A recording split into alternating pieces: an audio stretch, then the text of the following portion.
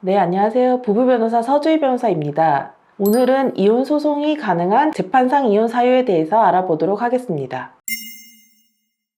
이혼 소송 가능한 이혼 사유는 이혼을 정말 하고 싶어서 상담을 오시는 분들께서 가장 궁금해 하시면서 하는 질문이 본인의 사례로 이혼 소송을 제기를 했을 때 이혼 성립이 될 수 있는지 그 부분을 가장 궁금해 하십니다. 특히 이제 상대 배우자는 이혼을 못 해주겠다고 나오는 경우에 이혼이 성립이 되려면 재판상의 이혼 사유가 존재해야 합니다. 재판상 이혼 사유에 대해서는 이제 민법 제840조에서 6가지의 재판상 이혼 사유를 규정하고 있습니다. 1호 사유는 배우자의 부정행위, 2호는 배우자의 악의의 유기, 3호는 배우자 또는 그 직계 존속으로부터 심히 부당한 대우를 받았을 경우, 그리고 4호는 본인의 이제 직계 존속이 배우자로부터 심히 부당한 대우를 받았을 경우, 5호는 배우자의 생사가 3년 이상 분명하지 아니한 경우,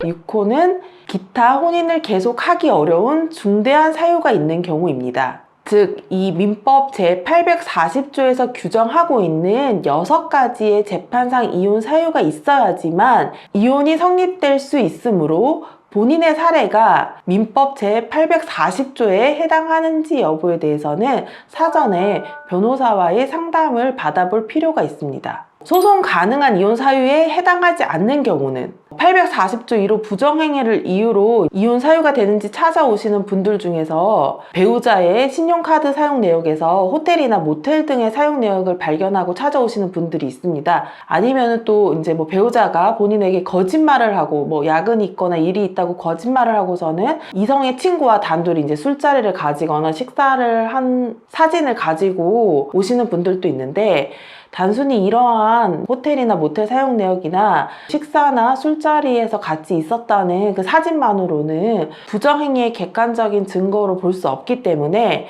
이 경우는 840조 1호의 부정행위에 해당하지 않아서 이러한 증거만으로는 이혼 사유에 해당하지 않을 수가 있습니다. 또 이제 가정폭력이나 폭언이 있는 경우 민법 제840조 3호의 부당한 대우에 해당할 수가 있겠지만, 민법 840조 3호에서는 이 부당한 대우 앞에 이제 심히라는 단어가 붙어 있어서 심히 부당한 대우에 해당해야지만 이혼 사유가 될 수 있습니다.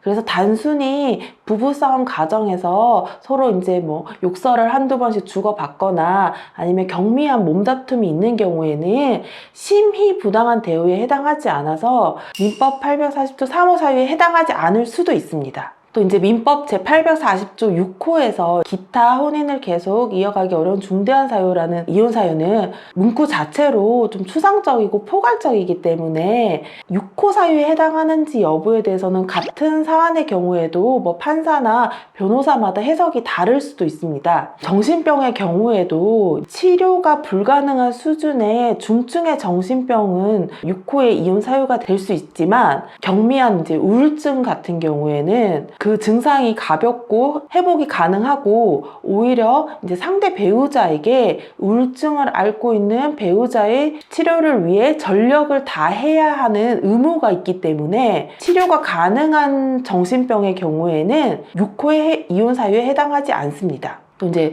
종교 갈등으로 이혼을 이제 고민하시는 경우에도 이 종교 활동이 이제 가정을 방치할 정도로 너무 종교 활동에 심취하거나 아니면 이제 본인의 소득에 비해서 과도한 비용이 종교 활동에 지출될 정도로 과도한 종교 활동의 경우에는 이혼 사유가 될 수 있겠지만, 이단의 종교를 믿는다는 이유만으로는 6호의 이혼 사유가 될 수 없습니다. 애매한 이혼 사유인데 소송을 하고 싶다면 어떻게 증거를 확보하거나 준비를 해야 하나요? 민법 제840조 제1호에서 5호까지의 사유는 비교적 이제 이혼 사유가 명백하게 기재되어 있기 때문에 가지고 계신 증거로 이제 1호 내지 5호의 이혼 사유에 해당하는지 여부를 판단할 수가 있습니다. 그러나 이제 민법 제840조 6호의 이혼 사유는 좀 추상적이고 포괄적이기 때문에 좀 실무적으로도 이 6호의 이혼 사유에 해당하는지 여부에 대한 이 사례가 너무나도 많고 각양각색이기 때문에 내가 가지고 있는 증거가 육호 사유에 해당하는지 여부에 대해서는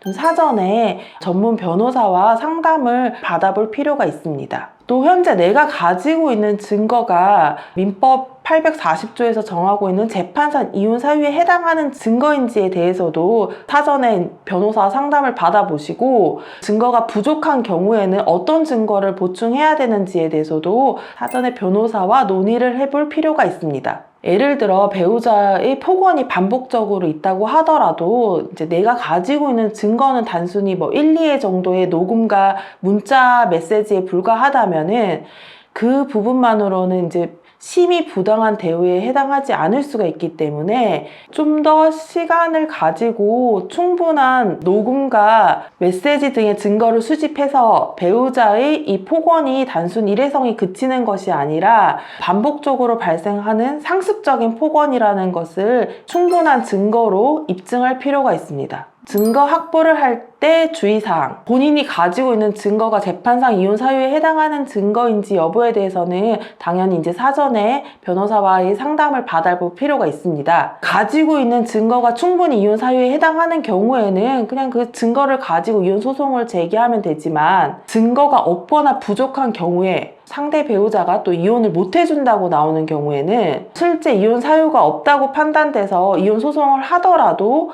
이혼이 되지 않을 수가 있기 때문에 이러한 경우에는 소송을 제기하기 전에 증거를 충분히 확보해 둘 필요가 있습니다. 그래서 이제 증거를 확보하실 경우에, 예를 들어 이제 녹음 증거를 확보해야 되는 경우에 대화 당사자 간에 동의 없는 녹음은 합법적인 증거이기 때문에 전부 활용이 가능합니다. 그러나 대화 당사자 간의 녹음이 아니라 몰래 도청기를 설치해서 배우자가 제3자와 통화를 하는 것을 몰래 녹음하는 경우에는 불법 도청으로 형사 처분의 대상이 되고, 또 이제 이렇게 불법적으로 수집한 증거의 경우에는 증거 능력이 인정되지 않아서 증거로 활용할 수 없게 되므로 합법적인 테두리 내에서 증거를 수집해야 합니다. 이제 만약에 갖고 왔는데 본인이 이제 몰래 이제 불법적으로 도청한 경우에는 그 이제 의뢰인분한테 불법 도청의 경우에는 이게 형사 처분의 대상이 되고 정가 기록으로 남을 수 있다는 거를 충분히 이제 고지해 드리고,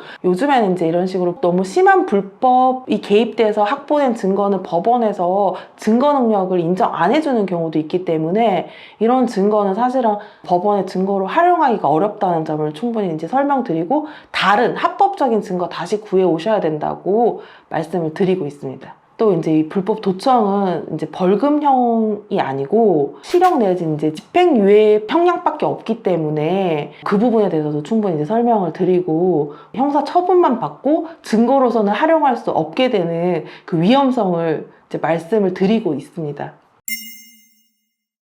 이상 이혼 소송이 가능한 재판상 이혼 사유에 대해서 알아보았습니다. 더 궁금하신 사항이 있으시면 전화로 문의 주시면 됩니다.